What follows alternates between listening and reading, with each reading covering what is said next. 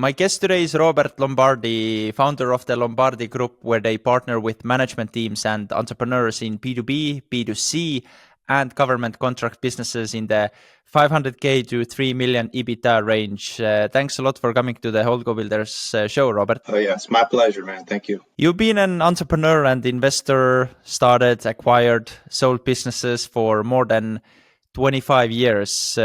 I'm sure there are so many crazy stories and you have lots of scars on your back. So you started your first floor covering company in the early 20s after cashing your home depot stock. Take me back to this time and maybe even a year before, like what were you doing and how did you end up in this situation? I had originally gone into the military, right? I was in the Army for a couple of years. And then when I got out, I realized, I needed a job, right? So I actually went to work for a floor covering company as an installer for about 2 or 3 years. And I learned the flooring business real well during that time. And then I ended up moving to another city. I had a girlfriend in another city that was further away. So I ended up moving with her there and, I quit the flooring job and I ended up getting a job at Home Depot, right? And this is when, this is actually in Georgia where Home Depot started. And at that time, they only had like 10 stores, right? So, and I didn't know any of this. I was just, bumbling my way around. I just needed a job. So I was in Savannah, Georgia, and they had just opened up a store there. So I went and applied, got the job and all that. And they said, you can put like up to half of your paycheck every week if you want and buy stock with that if you want. I said, that sounds good. I'll do that. So I did that. And, I did that for a couple of years, just every week. But that's the stock, but people know mostly like in the 90s and 2000s, that stock would just split and split and split. It never went down. It just shot up. And people from that company were retiring like millionaires, like people that were assistant managers, store managers. They were retiring millionaires from that stock. And I ended up just in like 2 or 3 years, I made like 50,000 myself. And I was just in my early 20s and, I thought I knew what I was doing, but I didn't. It was just, it was just me saving money, really. So back then there wasn't any online brokerages on all that. So I got a stockbroker because I wanted to diversify by other stocks. So I did that with the stockbroker, made a little money, lost some money. Really, it kind of broke. In the end, I just kind of broke even. Went and bought some real estate, or I was buying tax lien properties. I was buying. I read books. I still do. I would buy books on real estate, investing, all this stuff. So I've been doing that forever, and I still do it. But there was a few books I bought from a guy back then. His name was Dave Delgado, and I think he went to prison or something. But anyway, his books, his real estate books were actually, most of it was pretty true and accurate. And he said, well, just go to tax auctions and buy, just buy anything. It doesn't matter. Just buy something. So I did that. So I went to the auction there and I bought, a property. And it ended up being like in the worst section of the city, like run down, poor area. But it was a great deal because I held on to it for like 9 months. I just paid what the tax was. And the owner ended up calling me and telling me he wanted the house back. So he ended up paying me all the back tax money, plus my investment, plus 18% interest, which in that state, that's what it is, 18% interest per year. So I did pretty good. So that worked out, but I couldn't make a living doing that, right? So I still do that once in a while, but yeah, and then I just continued to buy the stock at Home Depot and just continued from there. And then I moved to Atlanta. I moved from Savannah to Atlanta. And I opened my first flooring company there. It seems like you already had this investment mindset in your early 20s because not too many people are willing to put half of their earnings into a stock in the company which they're working for. So you pretty much joined the 50% club right away in early 20s. Like, was it like an easy decision, an obvious decision, or or how did it happen? Because I think this is like a great sign already that you already had this investor entrepreneur mindset. Ever since I was 13 years old, I would work for my uncle. He used to buy rundown restaurants and then fix them up and sell them. I mean, he was like a genius at that. I don't know how he did it in the restaurant business. So I guess, and then he would teach me some stuff. And ever since that, I guess he was always like, do due diligence, do your research, that kind of thing. So I guess that's where it came from. I don't really know, but I wasn't, I wasn't really a college person either. So I didn't really have, for me, it wasn't really an option. I had to be an entrepreneur one way or another. So, but I have an analyst type personality. I like analyzing things. So that kind of came naturally too. That's probably why I'm not a great marketer, but I'm a pretty good operations person, research. So the next step, floor covering business. Why did you decided to leave Home Depot and start on your own? Well, I had some money saved up, and I had some friends in Atlanta, which was a much bigger city. So instead of doing it in Savannah, it was just too small of a market. I just figured a bigger market's going to be much better because when I was an installer, that's where I was, in a very big market, and it worked out. So I just thought I could follow that model, but that's what I did, and I took some money, right? I didn't have a job. I just jumped into it full time because I had my expenses were really low, and I just jumped into it full time. And I wouldn't recommend that, really. I didn't really do any due diligence, research on competition, nothing like that. I was just like, well, I'm just going to send out a bunch of mailers and market to homeowners, and the business will come flowing in, right? So that didn't really happen. So my strategy was just to market to homeowners, right? To sell and install floors in homes. And I wasn't really thinking of the commercial part. So I met a guy, he owned a franchise a direct marketing franchise. It's a big, I can't remember the name of it now. It's a big nationwide franchise here where they'll mail, send mailers, flyers for your business out. And he said, I'll tell you what, I said, if you carpet he had a big house. He said, if you carpet my whole house, I'll trade you $20,000 worth of flooring and installation for marketing. I said, well, that might be a little too risky. I said, let's do 12,000. So he said, okay. So I ordered everything for him. I had credit with my vendors, all that. I was in good shape there. And we installed the thing, and he sent out 50,000 mailers for us. And I think out of that whole thing, we got maybe like 15, 20 leads. And out of that, we sold like 3 or 4. Basically lost all of it, And so I was in debt. So now I'm in debt, right? So I had to figure out how I'm going to get out of it. Well, if you start a business like that, whatever you do, don't start spending money on marketing. It's just too big of a gamble, right? So what I did was I pivoted to commercial. I just started calling and marketing to real estate agents. And because once you get a real estate agent, they keep calling you back, right? So it doesn't cost anything.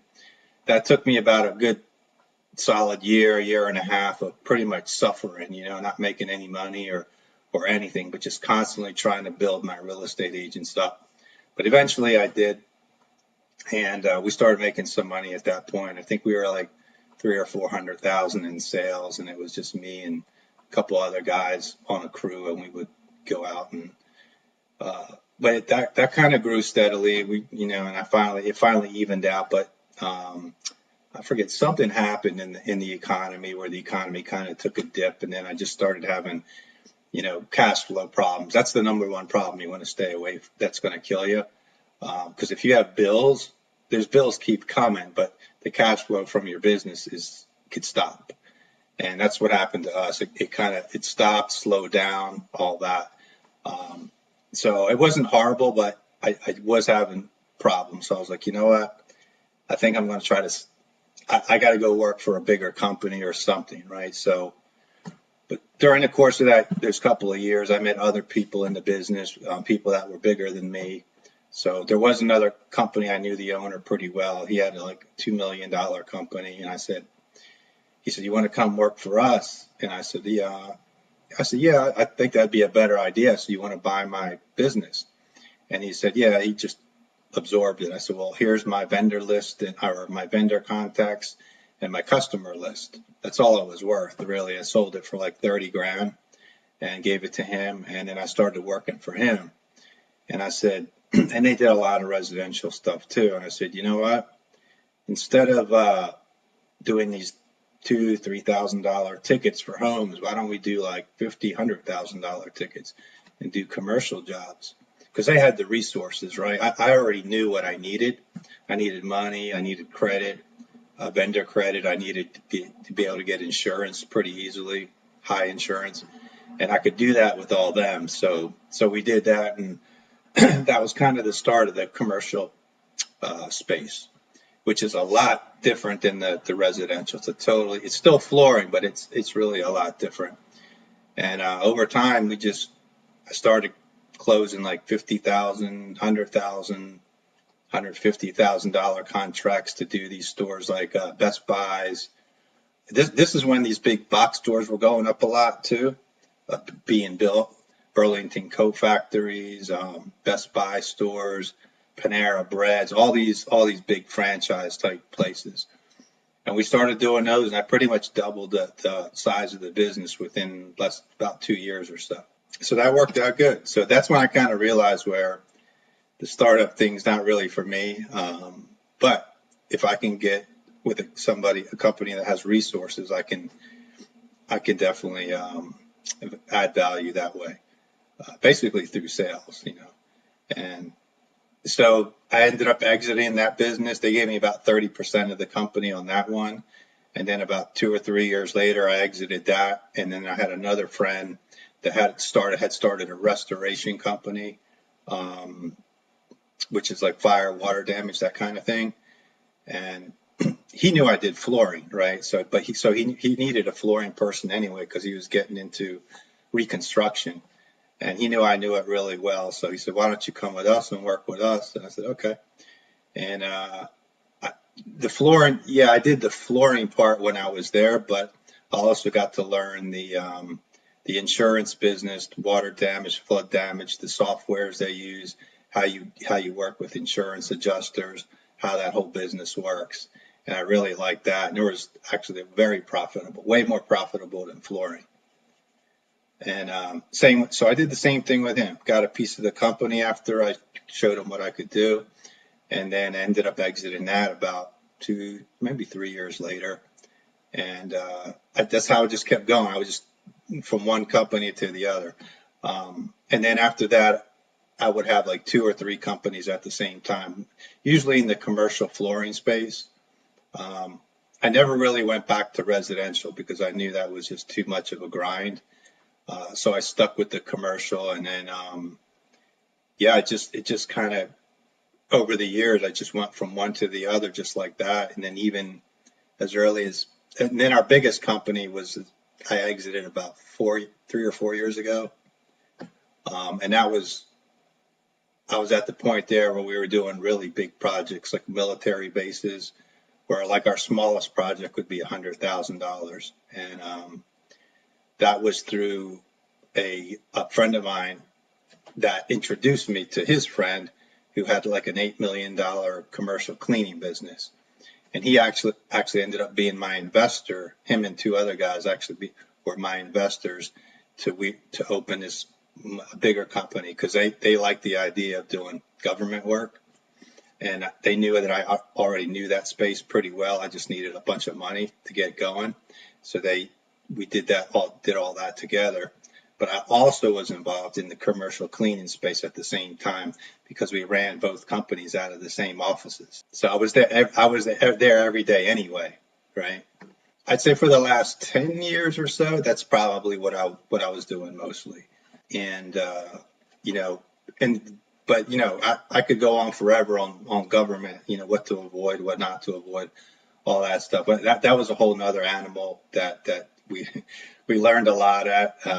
We actually lost on one job. We lost like $120,000 one time. I can tell you a quick story if you want on why that happened. So if there's people out there can avoid it. But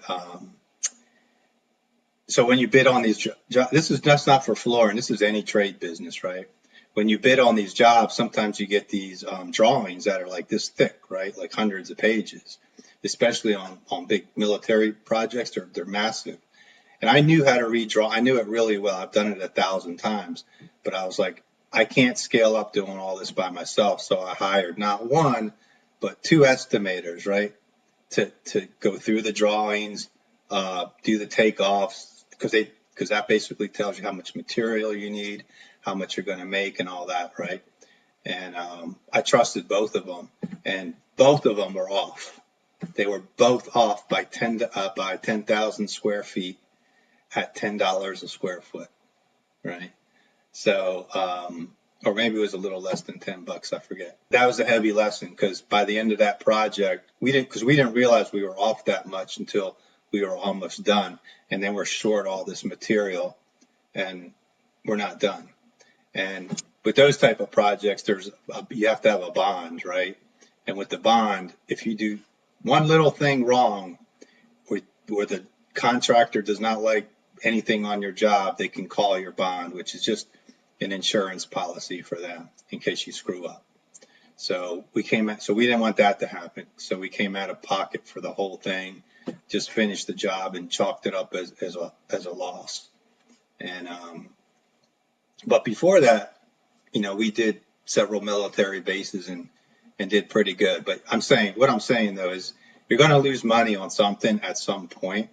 You're always, even before that, I did lose money, but not that. Any business owner is going to tell you, yeah, we do lose money once in a while on something, but you don't want it to be that big typically. So the lesson is, and I was thinking, what could I have really done to prevent that? And the only thing I could have really done is just had the two people do it, and then just me look at it. I did look at it when they were done. I just didn't catch it because I didn't spend much time on it. So I should have spent a lot more time than I did, just verifying both, So I guess that's the lesson. That's, if I did it again, that's what I would do. I would not trust that. And and then I found out later that's not really that uncommon for a mistake like that to happen in that business. But yeah, always have some kind of audit of something like that. Have a system where a third person is actually auditing that when it's done. And even then, it's not guaranteed, But and then we would order, there's a lot of stuff that happened too on the job sites, like in our government contracts, is you cannot order any material from China, right? And put it on a U.S. military base, because if you do, you're going to have all kinds of problems. And one of our vendors that ended up buying stuff from China, and it ended up on the military base, and we had like 200 boxes of tile with Chinese writing on the side. And I pulled up and I looked at it, and I'm like, oh my God. And there's like officers around. Nobody saw it.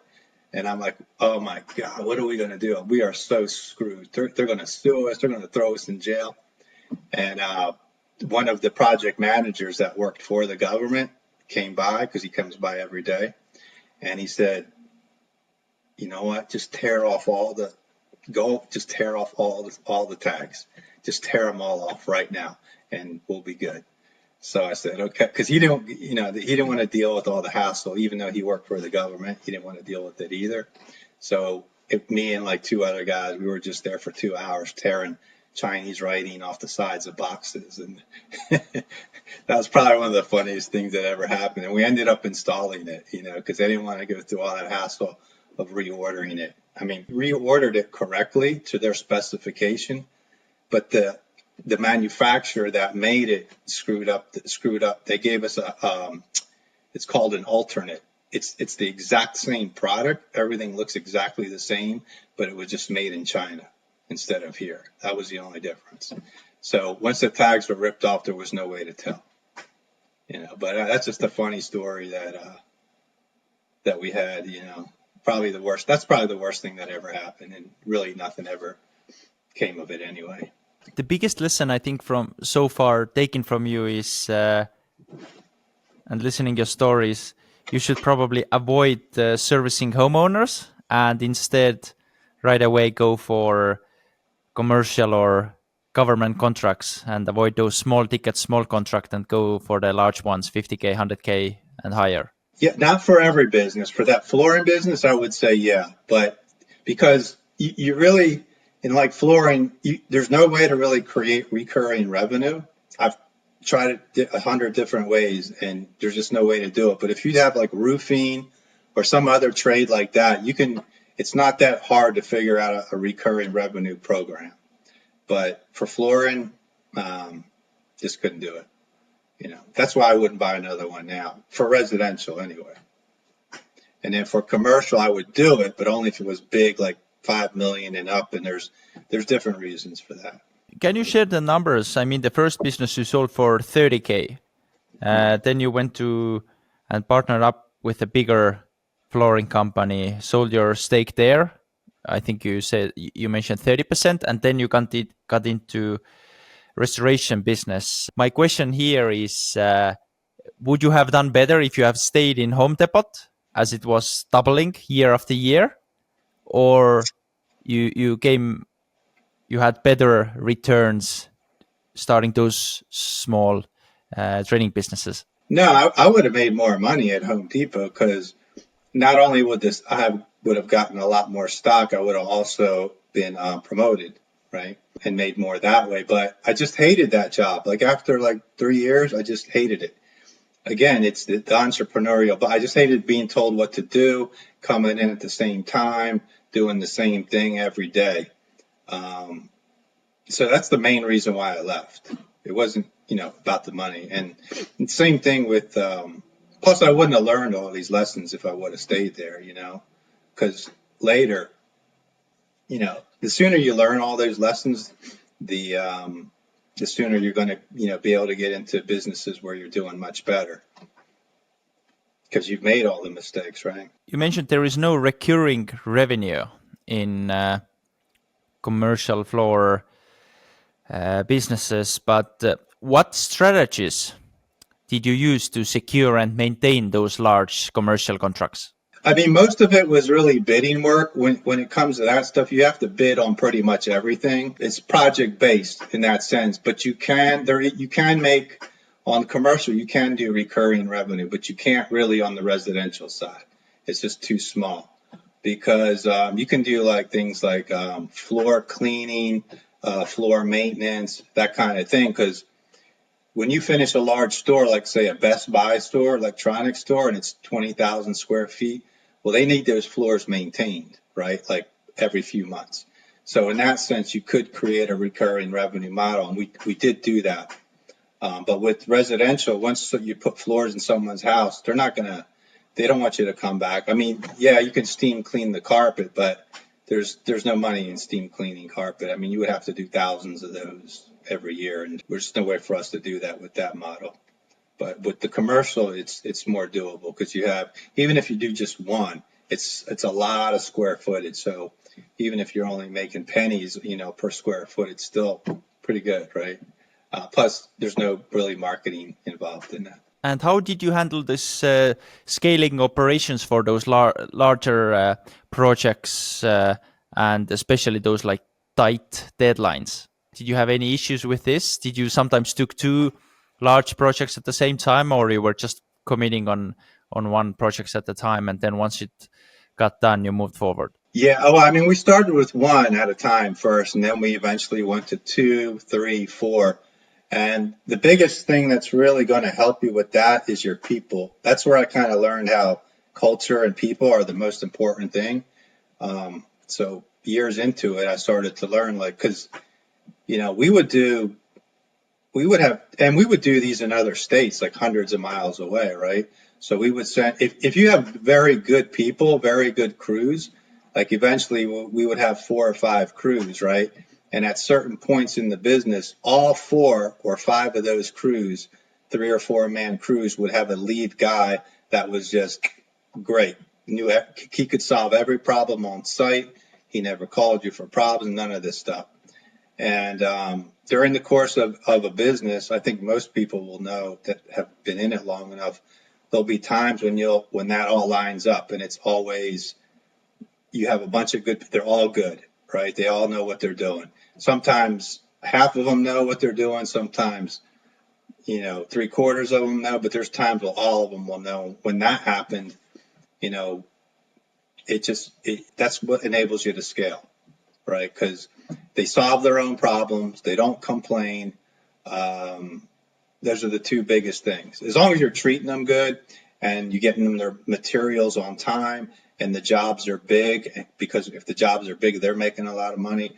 It's not that hard to find guys that know what they're doing. Plus, you end up getting a reputation too. That's good too. So the best talent will kind of come to you, and that's what happened to me on a couple, not all business. In fact, the opposite of that happened on a couple business, but on most of them, that's what happened if I was able to control it. If you have not so good partners, sometimes that can go south and you can butt heads. But for the most part, that's what happened most of the time. Yeah. And based on your experience, how stable has it been for you? Has there been times where there is no work for a month or 2 or a quarter or longer? Or you've always had this consistent work coming in and it's been so-called like stress-free for an employee or your partners? Yeah, no, for the commercial, it's pretty much stable because at any given time, there's hundreds, if not thousands, of bidding opportunities. So the trick is to scaling and to keep that constant project-based flow is just to have a system in place, which we eventually figured out too, a bidding system. Like you want to bid on a certain amount of contracts, right, at a certain price, and then you just measure all those metrics, like how many are we getting, how many are we winning, how big are they, what's our margins on each one. So you're kind of creating a P&L on every single project you do. But if that system breaks down at any point, then yes, it will dry up. That's what I liked about it. As long as we were bidding and that it's bidding's practicing, right? Once you do it a couple hundred times, you get good at it, and eventually you don't lose money on projects. You making money, and you can create what do you call them? You can upsell opportunities, things like that. Change orders. That's it. Change orders. A lot of contractors hate change orders, but if they're legitimate, you can do really well. I mean, we would be on a project and have a $50,000 change order. So our project would go from 150,000 to 200,000 just overnight. That doesn't happen a lot, but if you're on top of it, that's really where you can make your money. But I would say to keep that constant flow, you do have to have a system where those contracts keep coming in, and then you also build over time. You build relationships with the project managers that buy out those contracts, which means they'll award it. After a while, you'll get relationships to where they're awarding you those contracts on a more regular basis. We are on company 3.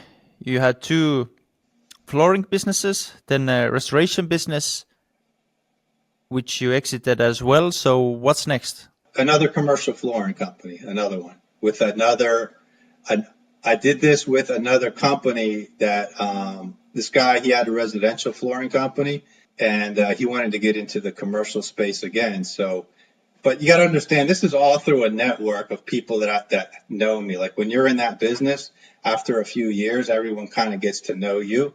And these guys just heard that I did a lot of commercial stuff. Plus, installers give your name out and all that. So I never went to a broker. I never went directly to a seller. Nothing like that. They would almost always call me. Now it's different. Now I do have to go out to them. But when I was there doing that, and I live in a different city now, that's how it kind of works. So I did another commercial flooring company with another guy he just did residential, and he wanted to get into the commercial, and he knew that I knew that real well. Plus, I had vendor contacts. I had subcontractors that I could bring over that were experienced, that knew me and all that. And so that was, I guess, company number 4. And I just did the same thing there, just, rinse and repeated. I wasn't doing any military contracts at that time, government shop, just the same kind of, actually, you know what, on that one, that was a little different. We were doing commercial, but on that one, I changed strategy a little bit. We were doing small commercial jobs, small nationwide companies like, T-Mobile, like cell phone companies, Verizon. We were doing a healthcare company franchise where they did like blood transfusions or something. But we were doing a lot of them, but they were small. They would be like 1,000 square feet, 2,000 square feet, 3,000 was like the biggest we did, but we were doing them more frequently, right? So that was kind of a little bit of a different business model, and there was a learning curve on that too. But it was similar to the big ones, and that worked out pretty good too. That worked out well. But I did find out that installers, it's harder to find installers for those because they don't make as much money. Like they're in and out of there in one day.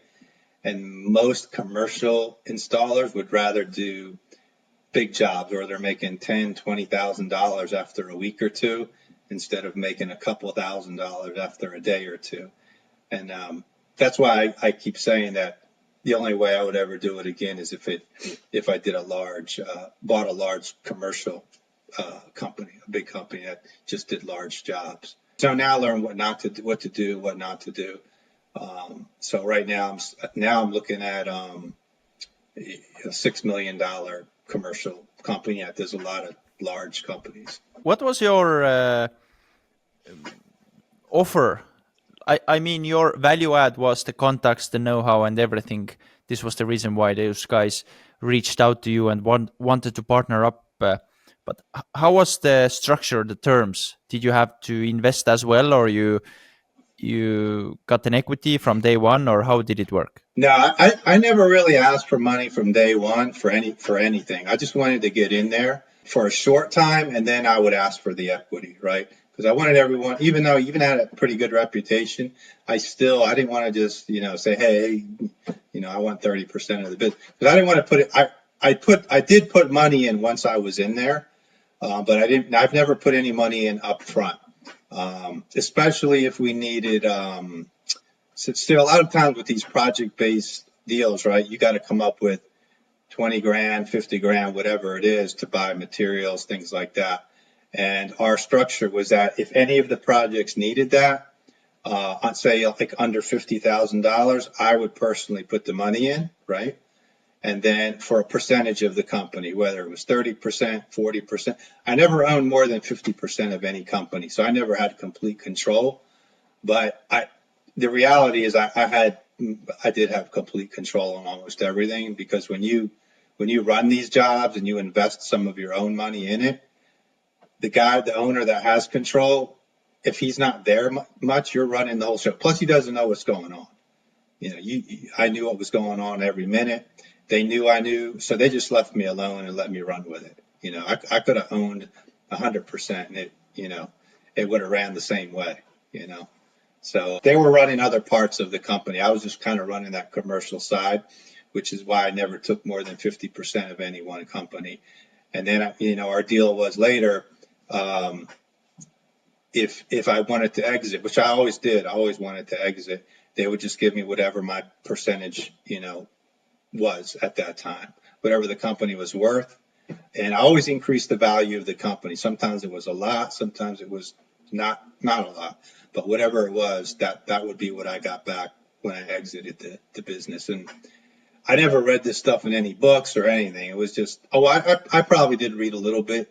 Back then, there wasn't much information on it. So whatever information I could get my hands on, but I was also asking a lot of other business owners too how it worked, and they would tell me. So I kind of went by what they told me. And I probably lost some money, here and there, but in the end, I really enjoyed what I was doing because I was always free.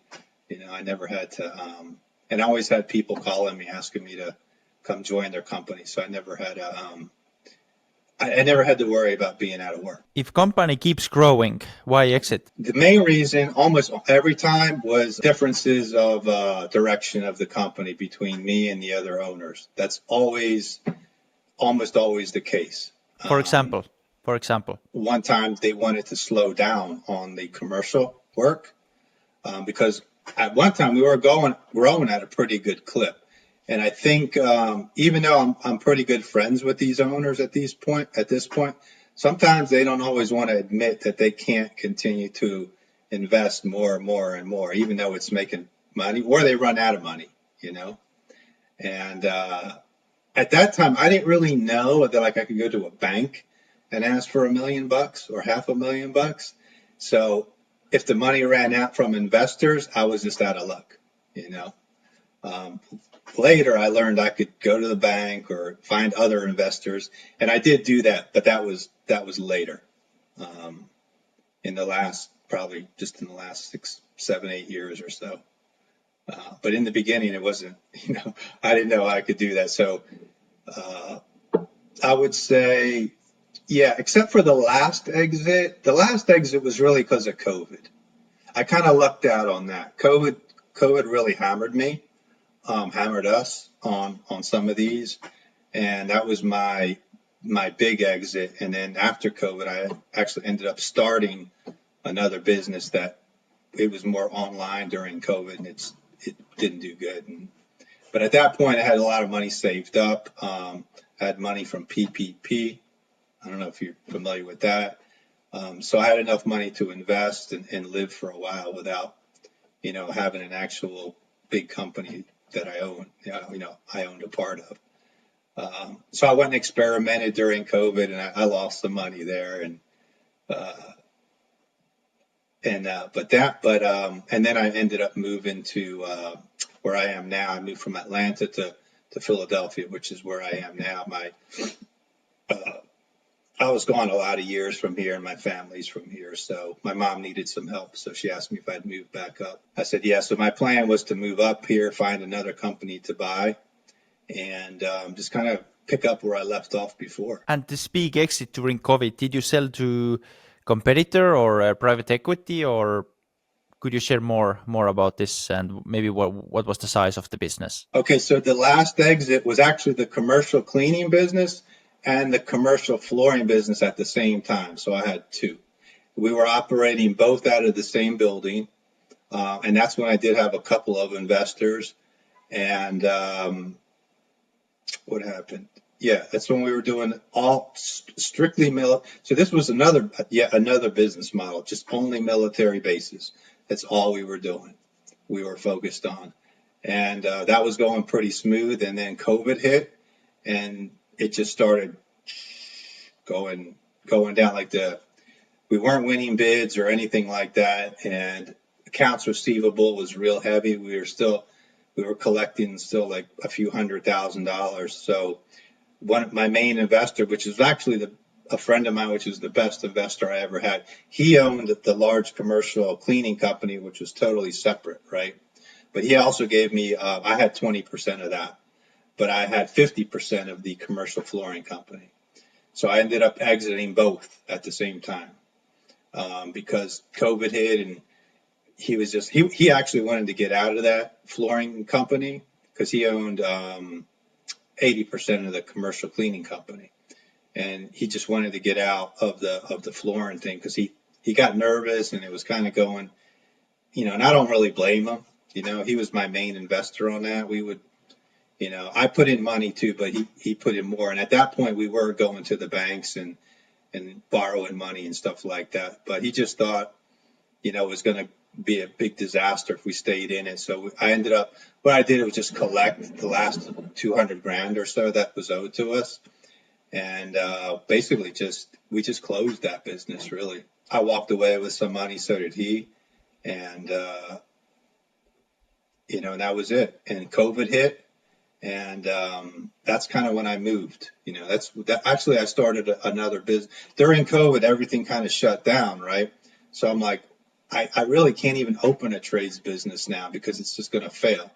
So everything was going online. I started a separate online business where I put together a sales team. We were selling big ticket items, online.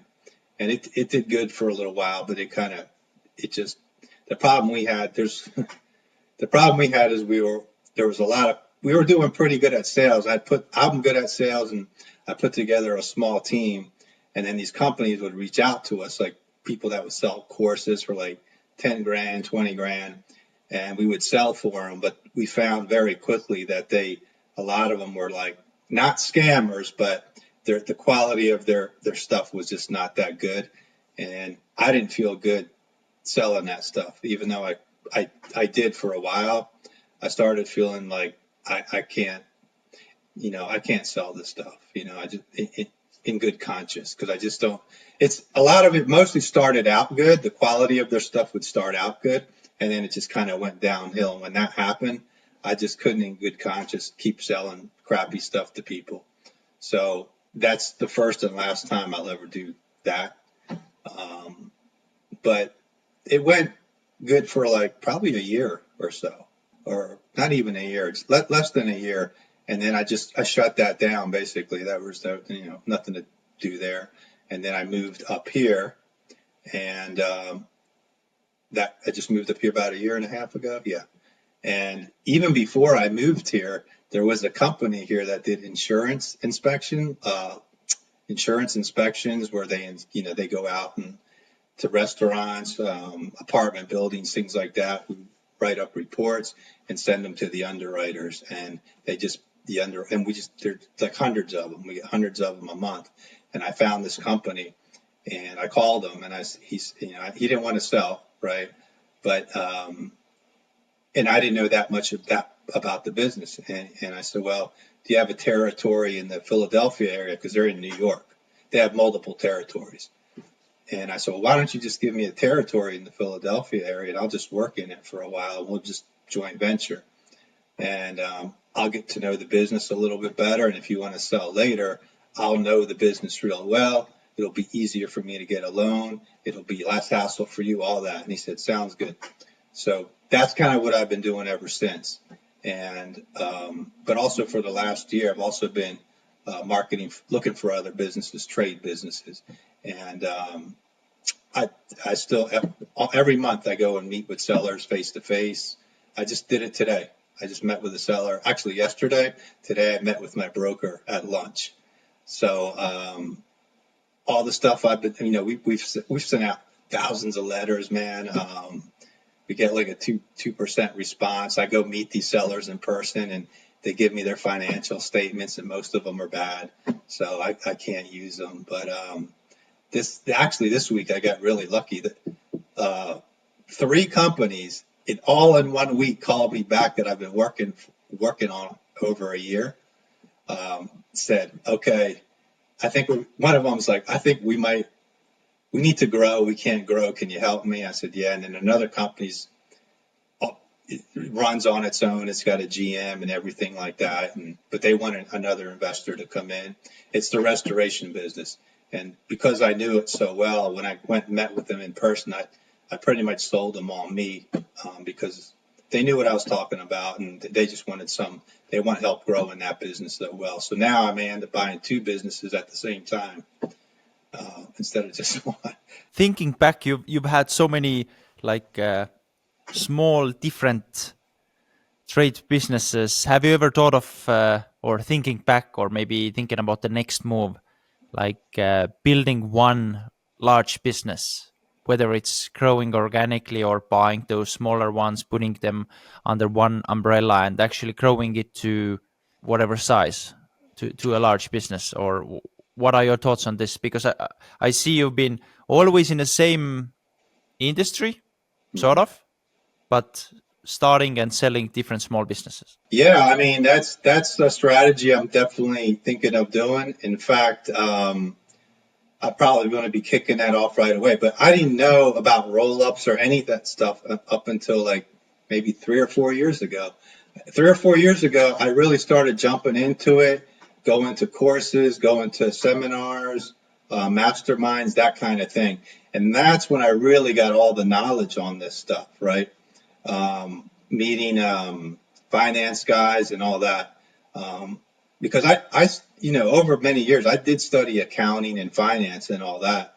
And I knew all that stuff, but I didn't understand, like, there was really a system on M&A, and that's just in the last few years I figured out that system. And now I'm combining that with all the experience I've had. I found that it's almost kind of easy to get to sell sellers, brokers on what I'm doing. So the answer is yeah, that's something I want to do. In fact, it's something we're working on right now with the restoration company. He wants to buy plumbing companies because there's a lot of synergies there. So right now, my plan is to buy a piece of the restoration company and then go out and find a couple of plumbing companies, small ones right away, because they can provide us a ton of recurring revenue for the restoration company. And I know how plumbing companies work. Like all these other trades, like plumbing, even though I didn't own them, own some of these, I've been on big projects with these guys, like painters, plumbers, HVAC. I've been to meetings, like daily meetings. I know that their business pretty well. I know what they do, how they do it, even though I never owned one. So, so now I'm just kind of using all that experience to go out and do what we're doing now. But like I said, until I educated myself, now with all the stuff on internet that's available with M&A and all these weird terms like ETA and all this other stuff, I kind of learned that it's really a systemized.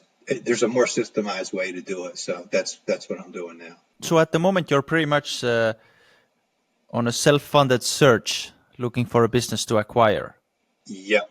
What have you seen works best when it comes to finding those extremely good deals? Because you said that there have been few, and you've been looking at the numbers, and there is nothing good there. So how have you been able to find those, and how you think you will find the really good ones? Well, not all of them were bad. I mean, the ones, in fact, the one I just told you about, there's a roofing company that just called me back after a year. His numbers were actually pretty good. It's just his balance sheet, the numbers are all in the wrong spot, right? There's plenty of money there. He's just taken a huge salary and all that. So I went and educated him about a year ago, and then he called me just a few days ago and said, "Hey, let's go back to your original idea on how to grow this or buy this." And again, I gave value to him, right? I did some free stuff for him. I helped him sell a truck, right? Like 2 months after it was me, I said, "If you ever need anything, let me know." And he goes, "Well, I want to sell this truck." So I helped him sell a truck. So all this stuff he remembers. So a year later, he calls me, and I'm back to, most likely I'm not going to buy all of it, but I'll probably we're going to do like an earn-in type thing until his numbers are together. But the point is, he trusts me enough to where I can pretty much give him any term, and he'll take it because he knows I can grow the business, right? And what is your idea, if you can share, when it comes to structuring such deal? How much bank loan you're going to use? How much your own money? You mentioned earning. Well, with that business, the bank's not. I already know from me doing the underwriting. I know what the bank's underwriting is. It's the same as mine, right? I know what they want. So it's not going to qualify for a bank loan now, and I told them that, and I explained to them why. But I said, if I can come in there for 6 months of the year, clean up your books, put some systems in place, they will loan the money. So that's the plan right now, right? I met with my attorney today. He said he could draw me up a real simple contract. And this is the other thing too I would stress to people. Try to keep it really simple, right? Like try to get one foot into the door. Instead of going out and buying a $3 or $4 million company and thinking, "Oh, I got to go get a bank loan for the whole thing and all that." If you just think the traditional way like everybody else does it, you're going to lose. But if you can get more creative and just go and directly talk to the seller but you got to be good at sales. That's why I stress to people, the number one skill is sales, man. I learned this shit for many years. And now I can I can ask just about anything I want and I can get it, but I know most people can't. That's why they're thinking, well, all I can do is go get a loan, because I have great credit or something. That's my only advantage. But if you get good at sales, you don't need to think like that. You can negotiate a creative deal with a seller and he'll go for it. Just like I did with this guy with the roofing company. I just went in there, I showed him value, I actually produced, I actually essentially worked for free for him for a few hours, and now he knows that I care, you know. So a year later, he's only calling me. He's not calling anybody else, right? And he's like ready just to give me equity, but I don't want it because I got to run all the numbers, right? And I told him, I said, we'll work at it. We'll put some systems in place, and then I'm going to want some equity in the company. He said, fine. But he's the type of guy, you got to go with your gut too. I know he's going to do it. If he doesn't, I'll just cut my losses, which will be very little, and move on. But that's how I kind of do everything. Same with the restoration. Same with the broker today. I gave my broker a lead. I gave him a buyer lead. He had an off-market deal that I wasn't interested in, but I knew another guy that was. So I told him, I'm going to give you a buyer lead, a buyer that I think I know will buy this. And we left the restaurant, and while I was driving, I texted him his name and number. And now that broker, now guess what he's going to do? He's going to show me every off-market lead he's ever got, and I don't have to worry about dealing with direct brokers, with strange brokers I don't know. And he told me too. He told me most brokers really suck. They don't. I said, are all brokers as bad as I've seen? And he said, yeah, they're usually that bad. He's an attorney too. He's also an attorney, so he's going to do. I'm going to use him anyway. He's an experience. He's got a lot of years too. But I called 5. I called 15 brokers just a few weeks back, and he's the only one that answered me. And he's probably out of all 15, he's probably the best and most experienced. That's what I found too. When I call a lot of people, it's usually the best and most experienced people. One of my investors I found locally here, he has the biggest fire suppression company in the tri-state area. They do like 20 million a year. Now he's a friend of mine. Same with him. A year ago, I contacted 15, 20 companies. He's the only one that called me, and he personally called me. But I'm referring him a lot of business from our insurance business, and he appreciates that, right? And it doesn't cost me anything. But again, I mean, that's a whole nother story. But this is how I'm getting contacts here, though. I'm just giving stuff away, giving it away, and now it's starting to kind of. I've sowed the seeds, and they're just now starting to come to bear fruit a little bit, because my goal is not to deal with direct brokers, too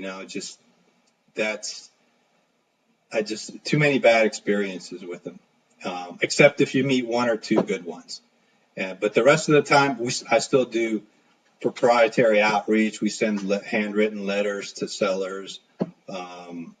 And like I said, we've been sending hundreds and hundreds, maybe probably a few thousand at this point. And I know 100%, 3 months from now, 6 months from now, they're going to call us. So I'm not worried about it. I mean, right now I got 2 or 3 deals all at the same time that I might buy, where couple of months ago I had zilch, I had nothing, but I just kept doing outreach, just kept doing it, and it will pay off. But if you're good at sales and you've got some experience, it's going to pay off 3 times faster. Have you always been like this? I mean, giving away stuff. I mean, not too many people are willing to do this. And this goodwill you mentioned, like this best sales strategy, helping people by actually helping them. Have you always been like this? Or when did it change? Or when did you realize that, okay, this is the way to do that? I don't know. For me, like, I'm the type of person, like, I never really like asking for stuff, right? That's not how I sell.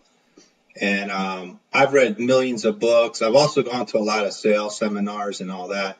And I found out that the the top 1% of salespeople in the world, they don't need to ask.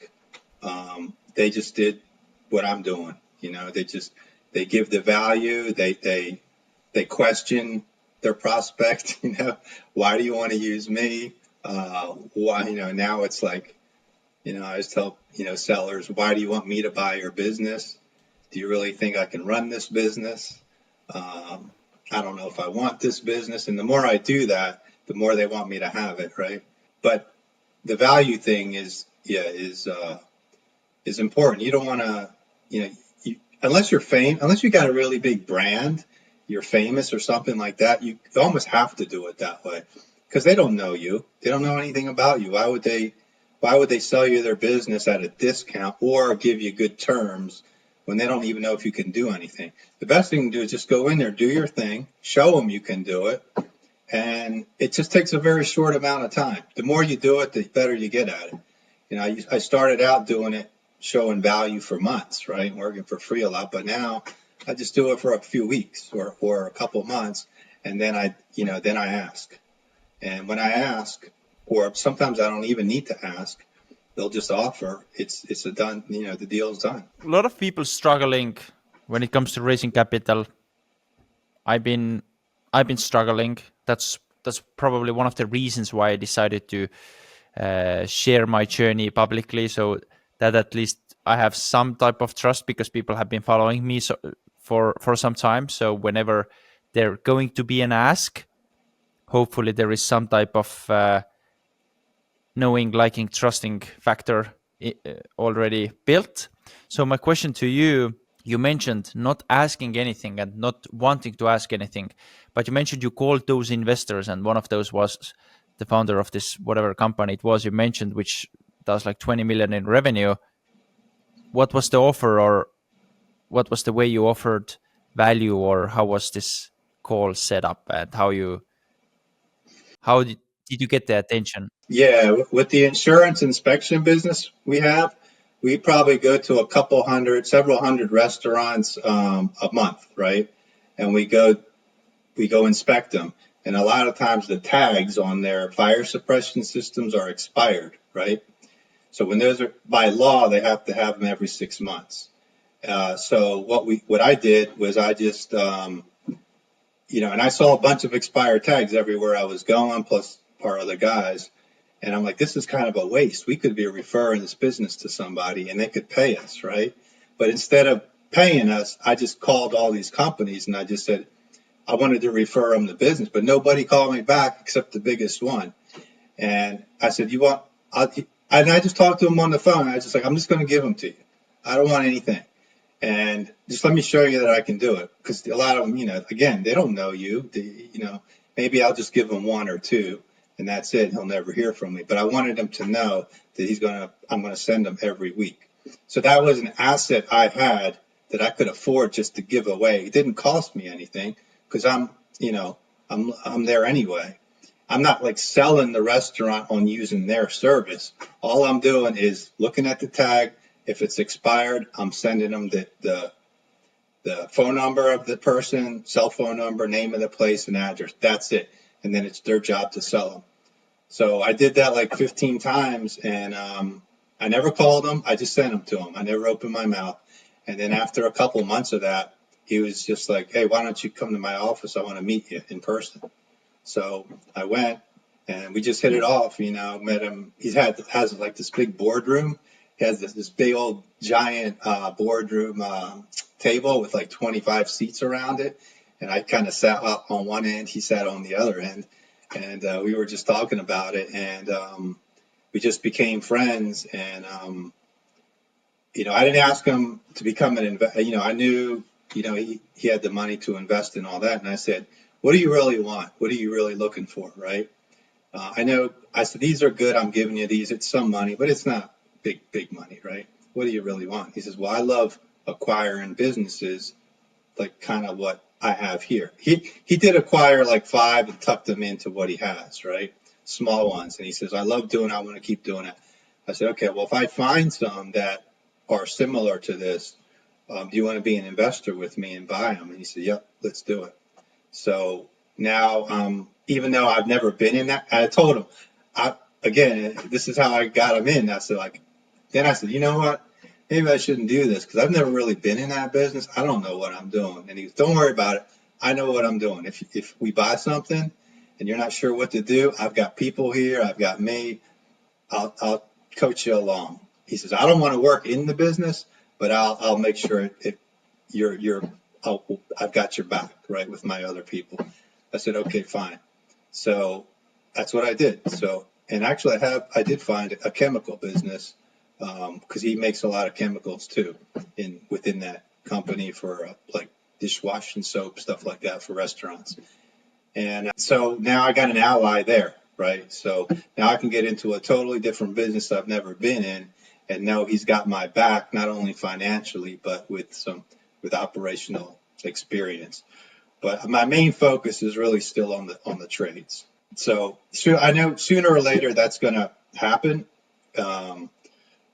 That when it does, I'm covered. But I'm in no hurry really. So this has happened all the time with me. That I'd go a long time dry, and then all of a sudden stuff hits all at the same time. So it's not like a big surprise. You just got to put it. That's why I tell people, put in the effort, put in the work. If you don't see anything for a year or two, it'll come. If you're putting in time every day, it's not going to like completely be a waste. It's impossible. Something's going to come of it. And, it happens all the time. That's what happened. Same here.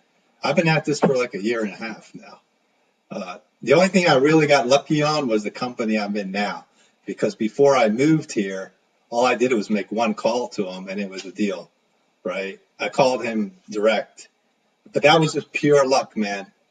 The whole year and a half after that, all these hundreds of letters, nothing, right? Until just now. But that guy's a real pain in the ass, though. I mean, he's a real A-type personality. I'm probably not going to buy that business. I mean, he does a lot of weird shit. He built that company pretty good. I mean, it's like a crazy recurring revenue. It's just insurance companies just emailing us hundreds and hundreds of property addresses to go to and survey and inspect, and then they pay us like up to $200 for each one. But it's like the more he told me, he says, I'll send you however many you need in your area because I'm the only one that has this territory, and it's just, and we just get paid, like I said, per deal. So the more we do, the more we get paid, and it's a high margin, and there's no marketing costs because it's similar to the restoration business. If you get in with adjusters, because that's what happened too, they would just send us every week, constantly send us leads. But that's why I like this business. But personally, the guy's such a pain in the butt. I would not want to work with him in the office. I don't now. He's in another city. But he does have a GM that I made friends with, Scott, and he really knows his stuff. So I think in the future, if I can work something out with Scott where he can run the business together with me, I would do it. But the owner, he's got to go. Knowing what you know now, what is your plan for the next 3-4 years? You said that sometimes there's not much happening in a 2-year period, and then everything happens. So let's say everything happens. So what's your plan? Well, the plan is right now, like I said, I've been targeting restoration companies, and my plan really is whether it's the one I'm working on now or another one, is to get back into that business again, but then start to bolt on plumbing companies to that, and possibly demolition companies, anything that'll complement that, you know, because that's a lot of recurring revenue. But on top of that, there's also project-based stuff with it too. It's not just that, but that's my main focus right now. If I could get and I don't want to own 100% of any of this stuff because that company that has a great GM, have great operations people, everything. The only thing I'm going to do is the same thing I've been doing for years. I'm going to help build their the commercial part, which is really all sales. It's all sales. And one of the owners says, if you can, he said, that's what brings me the most value. And I said, well, I can do that, but it's not going to be fast. I said, would you be willing, if I can find some plumbing companies we can acquire to help that, would you be open to that? And he said, yeah, for sure. So I told my broker today, I said, find me some plumbing companies, because he already told me I can buy into the company if I can do that, which I can. So in the next few days, that's my strategy, is just to pull that, just to clarify that a little bit more with him, and buy a piece of that company, and then buy some plumbing companies, and possibly the roofing company as well, because they're all going to tie in together. It's all insurance related. It's all in that insurance. Yes, it does. There's also a separate commercial component to it where we're dealing with general contractors and building owners, but there's also the insurance component is the recurring revenue part. That's the most important part. So that's my goal really for the next year. I think in the next 12 months, as long as we don't have a massive recession or anything, I think I can pull that together. So roofing company, restoration company, and then one or two plumbing companies. I think I can pull that together pretty fast, but that's only because I've been working at it for a year and a half. When talking to and listening your story, and now listening the plans for the future, you seem this like calm, relaxed, no rush type of guy. But deep down inside, do you have this burning desire of getting it all done before the next 12 or 18 months? Or you're like more like, again, relaxed, like, let's see how it goes and I'm fine. And how is it? I mean, you got to have a goal, right? You have to have some kind of timeline, but I would say not a deadline, man. Deadlines just don't work for me. I Hmm. just, even now, I mean, I don't have daily goals, but I have weekly goals, because it's like I can't do the exact same thing at the exact same time every day. It's going to change. It might be 8 o'clock in the morning one day and 3 o'clock the next day, but at the end of the week, I'll have it done. So I'm putting like a 1 year-ish type. It could be 9 months. It could be 15 months. I don't know. But as long as I just don't like the pressure of deadlines. And there's a lot of data out there. I mean, you can Google it, that deadlines just are do more harm than good, really, for most people. It's just a lot of unnecessary pressure. I mean, I have money coming in. I have everything I have is paid off. House, cars, all that stuff. So, I mean, I don't need to be what do I, why do I stress myself out? I've been through all that stress, man. I've been through tremendous amounts of stress. Trust me, it's not worth the money. It's not. Slow it down a little bit, get the right deal, work on those deals and slower, less stress. Get the best terms you can. If you can't get your terms, then don't do it, because you'll get it on the next one. A lot of guys are in a rush to do it. They get these huge bank loans, personal guarantees. I'm not doing any of that. I'm not putting my house on the. I'm not doing any of that stuff. I don't need to, because I know sooner or later I'm going to have sellers, owners that are going to let me come in, do an earn out with them, do a bunch of seller financing, because they know I can add value. It goes back to the value thing. Just if you get yourself really valuable and they know you're valuable, they're going to give you almost anything you want. You don't need to go to a bank and take massive risks and take out huge loans. Yeah, you're still going to have to do it, but even for me, right? Like, instead of me doing it tomorrow and going through all that stress and trying to close in 2 or 3 months, and even with the seller, I mean, it puts the seller through a lot of stress with all the due diligence, the hundreds of questions and the constant phone calls. Instead of doing that, I can easily tell a seller, look, man, you can go through all that, or we can do a contract right now. My attorney can draw up a purchase agreement. I'll buy the company from you right now for whatever, 70%, 40%, whatever it is.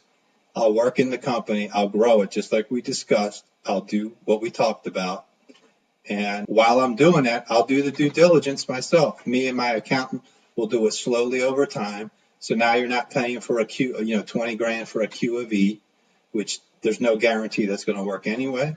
And you can do your due diligence slowly over time. Do everything slow in moderation instead of trying to rush it all, like a private equity would do, and go through all that stress. There's no need to do that. Now I've done it before. I did it. Now I'm much better at it because now I actually have the knowledge, with the experience that, just kind of figuring it out on my own. But for me, that's the best way to do it. It's a lot less stress and all that. I don't have to get as big of a loan. I reduce my risk, all that stuff. I mean, the more value you give, the less your risk is going to be, and the less out of pocket you have to come out. Because the seller's looking for the same thing. He's looking for less. Most of the time, they're not looking for a lot of money. They just want peace of mind and less risk. The money, if they get that later, they're good with that. But for now, that's really what they want. So a little bit personal question. How has entrepreneurship and building so many different businesses changed your life and changed your family life? Man, I don't know. I guess not having to work for people, that's the biggest thing is the freedom.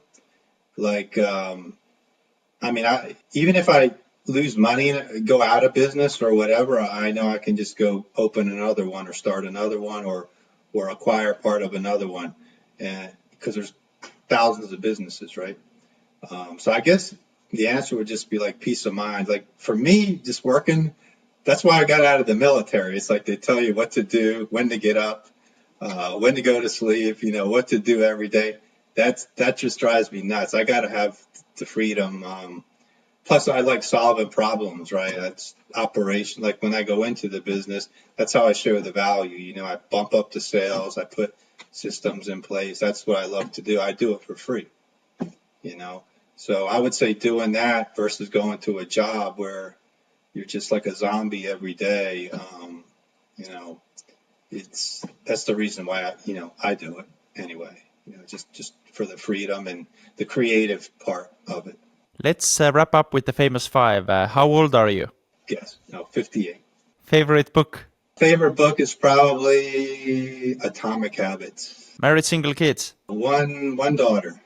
Married, yeah, married.